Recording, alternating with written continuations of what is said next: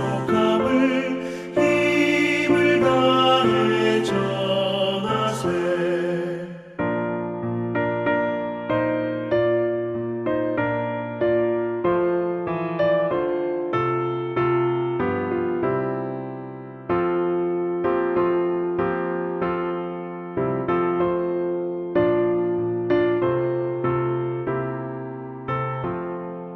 죽을 사람 구하라고 예수 너를 부르니 힘이 없어 못한다고 핑계하지 말아라.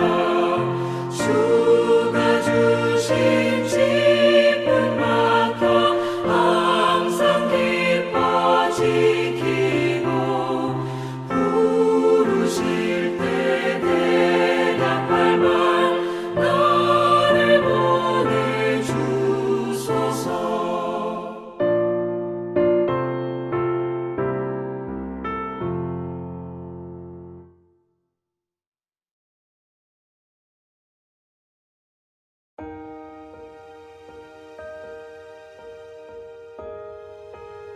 그 후에 바울이 아덴을 떠나 고린도에 이르러 아굴라라 하는 본도에서 난 유대인 한 사람을 만나니 글라우디오가 모든 유대인을 명하여 로마에서 떠나라 한 고로 그가 그 안에 브리스길라와 함께 이달리아로부터 새로 온지라. 바울이 그들에게 가매 생업이 같으므로 함께 살며 일을 하니 그 생업은 천막을 만드는 것이더라. 안식일마다 바울이 회당에서 강론하고 유대인과 헬라인을 권면하니라. 실라와 디모데가 마게도냐로부터 내려오매 바울이 하나님의 말씀에 붙잡혀 유대인들에게 예수는 그리스도라 밝히 증언하니 그들이 대적하여 비방하거늘 바울이 옷을 털면서 이르되 너희 피가 너희 머리로 돌아갈 것이요 나는 깨끗하니라. 이후에는 이방인에게로 가리라 하고 거기서 옮겨 하나님을 경유하는 디도 유스도라 하는 사람의 집에 들어가니 그 집은 회당 옆이라. 또 회당장 그리스보가 온 집안과 더불어 주를 믿으며 수많은 고린도 사람도 듣고 믿어 세례를 받더라. 할렐루야! 하나님의 말씀을 의지하며 오늘을 살아갈 우리에게 은혜와 감사가 넘쳐나기를 소망합니다. 사도행전 18장에 바울은 아덴을 떠나 홀로 고린도에 정착합니다. 고린도는 당시 그리스에서 가장 규모가 큰 세계적인 도시로 아덴에서 서쪽으로 50마일, 즉 80km 정도 떨어진 곳에 위치하였습니다. 고린도는 주전 2세기에 아주 번영한 도시였고 주전 146년에 로마 장군 문미우스에 의해 폐허가 되었다가 주전 44년 율리우스 시저에 의해 재건된 도시로 무역을 통해 70만에 육박하는 인구와 부를 누리는 도시였습니다. 또한 고린도 사람처럼 산다는 코린시자제 싸이라는 말이 나올 만큼 도덕적인 타락함이 넘쳐나는 도시이기도 하였습니다. 홀로 고린도에 오게 된 바울에게 하나님은 한 부부를 만나게 하십니다. 그들은 글라우디오 황제에 의한 유대인 추방 칙령에 의해 이달리아, 즉 이탈리아에서 고린도로 이주한 부부였습니다. 남편 아귤라는 본도 유대인이며 아내 브리스길라는 이름을 볼 때 이탈리아 출신이라 추측할 수 있으며 사도행전 16장 디모데의 부모들처럼 유대인과 이방인이 함께 그리스도 예수를 믿는 가정, 즉 온 열방에 복음을 전할 좋은 모델이라 하겠습니다. 이 부부와 바울은 함께 살면서 천막을 만들었습니다. 천막을 만들면서 주중 생활을 하였고 안식일에는 회당에서 강론하고 권면하면서 복음을 전했습니다. 성경에는 6번이나 이들 부부의 이름이 나오는데 늘 부부의 이름이 함께 붙어 나옵니다. 그만큼 이 부부가 범사에 한마음 한뜻으로 주를 섬겼음을 의미합니다. 이들과 안식일에 복음을 전하는 바울에게 또 다른 동역자 실라와 디모데가 마게도냐에서 도착하였습니다. 이때부터 바울은 하나님의 말씀과 예수 그리스도이심을 적극적으로 전하게 됩니다. 이런 바울과 동역자들의 노력에도 불구하고 고린도의 유대 사람들은 복음을 비방합니다.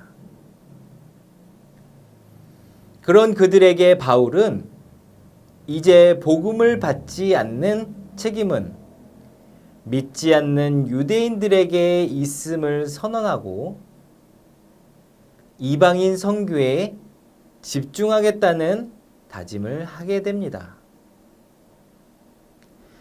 하나님을 경외하는 이방 사람 디도 유스도 집으로 간 바울은 회당장 그리스보를 전도하였고 그로 인해 수많은 고린도 사람들이 복음을 믿고 세례를 받게 됩니다.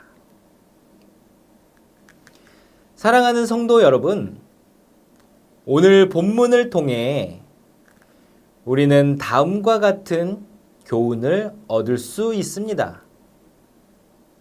첫 번째, 사도 바울과 브리스길라, 아굴라 부부의 만남입니다. 먼저 바울은 사도행전 17장 16절 이하에서 서양 철학의 본산인 아덴에서 복음을 전하였습니다. 자신의 지혜와 논리를 총동원해 변론하고 쟁론하며 온 힘을 다해 예수 그리스도와 부활을 전했지만 돌아오는 것은 유대인들의 조롱이었습니다. 그래서 그는 지쳤고 더 이상 아덴에 머물지 않고 고린도로 내려오고 말았습니다. 브리스길라와 아굴라 부부는 어떻습니까? 그들의 잘못은 아니었지만 황제의 추방령에 의해 어쩔 수 없이 쫓겨나 고린도로 흘러들어오게 된 것입니다. 따라서 이들의 만남은 세상의 눈으로는 실패자들의 만남이라고도 할 수 있습니다. 즉, 사역에서 실패한 것처럼 보이는 바울과 세상에서 추방당하여 근거지를 떠나 유랑하게 된 부부의 만남이었던 것이죠.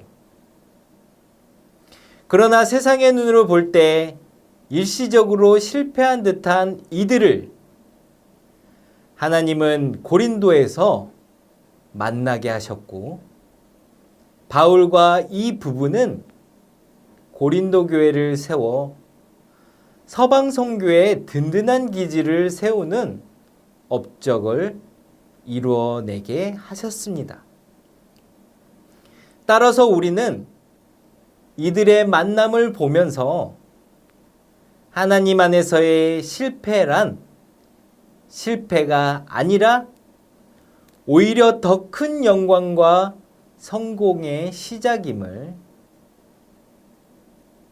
다시 한번 확인할 수 있습니다.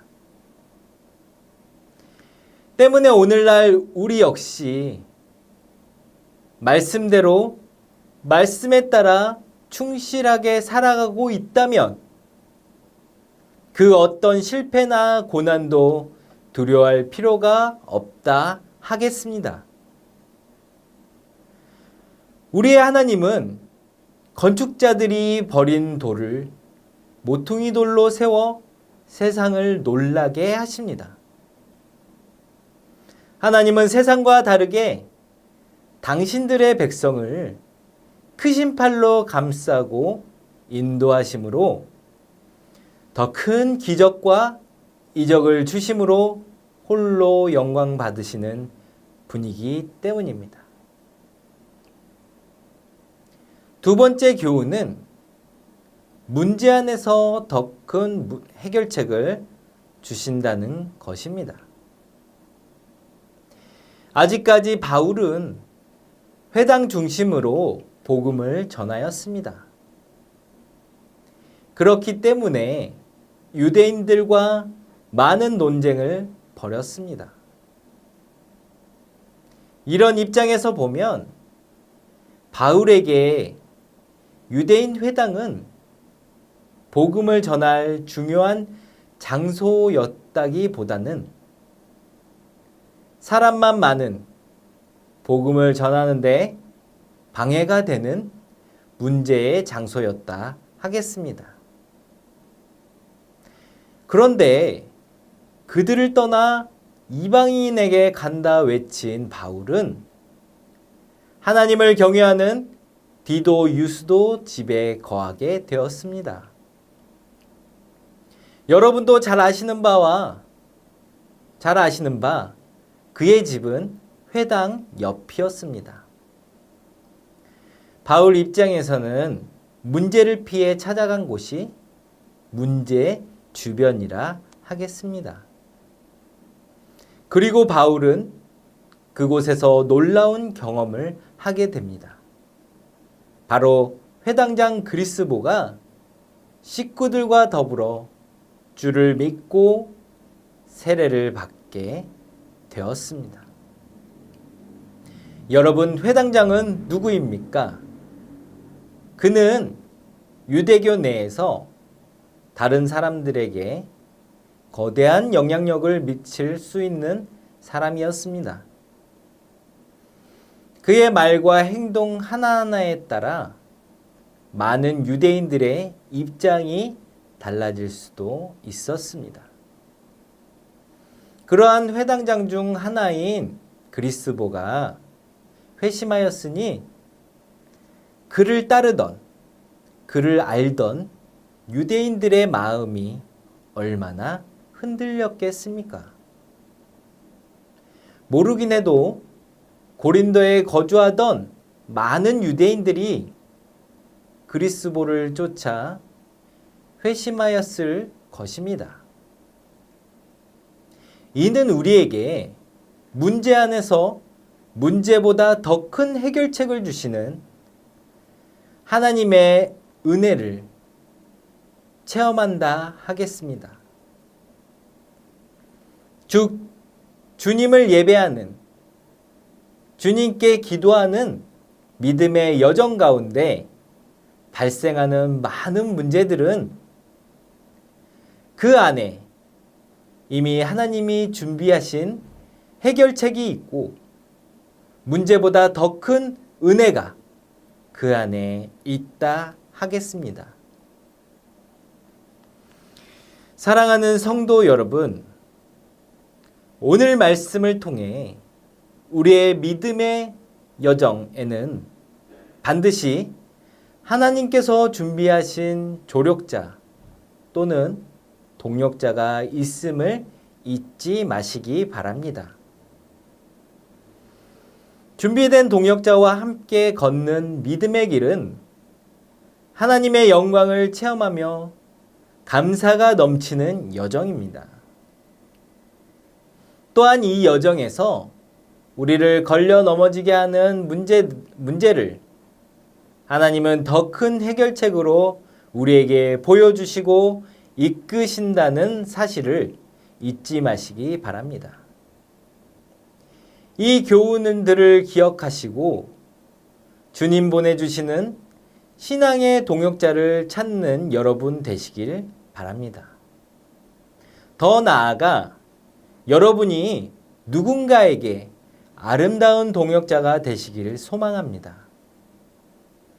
분명한 것은 아름다운 동역자 된 우리에게 모든 문제는 그보다 더 큰 해결책을 경험하게 하시며 우리에게 주시는 하나님의 은혜를 체험하는 기쁨의 자리에 우리를 놓아주신다는 것입니다. 이 말씀을 믿고 의지하여 오늘도 주님 말씀 전하는 일에, 주님께 기도하는 일에, 주님 전에 모이는 일에 온 힘을 기울이시는 성도 되시길 간절히 축원합니다. 이 시간 함께 기도하기를 원합니다.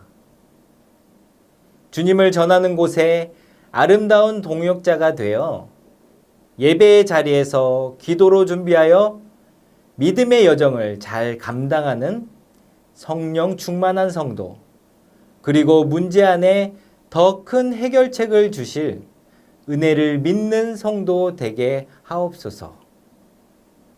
그리고 두 번째로 기도하며 준비하는 새 성전 건축의 모든 과정 속에서 믿음으로 함께하는 동역자로 즐거이 참여하는 전주 안디옥 교회 되게 하옵소서.